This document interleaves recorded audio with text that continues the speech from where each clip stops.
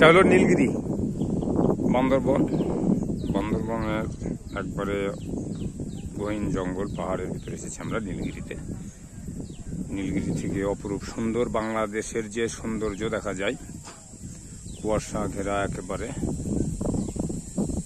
এটাই হলো বাংলাদেশ। যারা দুই চোখে বাংলাদেশ দেখেননি তারা অবশ্যই ঘুরতে আসবেন।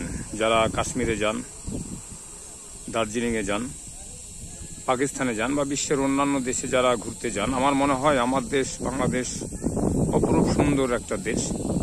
আমরা ইচ্ছা করলে কিন্তু বাংলাদেশের বিভিন্ন পর্যটন কেন্দ্রগুলো দেখতে পারি। আসলে এই বাংলাদেশ রূপের রানী, যার রূপ দেখলে সবাই মুগ্ধ হয়ে যাবে, এরকম একটি পরিবেশ। দূরে পাহাড় দেখা যায়, অনেক মেঘ আর পাহাড়ে মিশে গেছে, দেখলে বোঝা যায়।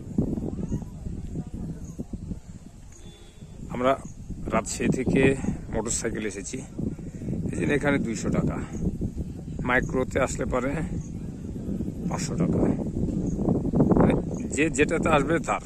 পায়ে হাঁটে আসলে মনে হয় ফ্রি হতে পারে। গরম ভাই, পায়ে হাঁটে আসলে ফ্রি হতো না? হ্যাঁ হ্যাঁ বলেছে, পায়ে হাঁটে আসলে হয়তো ফ্রি হতো।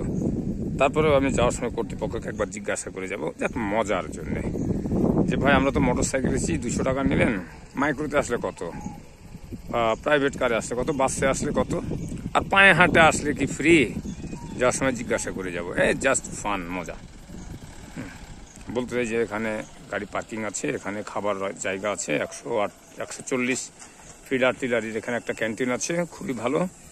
120 টাকা মুরগি বিরিয়ানি খেলাম, তার সাথে একটা পানীয়, 2টা চা আর 7 আপ, ভালো, খুবই সাশ্রয় এবং খাবারের মানটা খুবই ভালো ছিল।